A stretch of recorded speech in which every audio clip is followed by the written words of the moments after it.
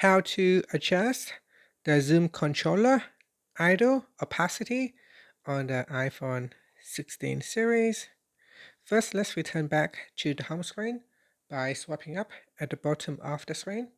Then from the home screen, tap on Settings. Now in the Settings page, we scroll down and then tap on Accessibility, then tap on Zoom. Next, we scroll down and in here tap on Zoom Controller. Then go down to the bottom and tap on idle opacity.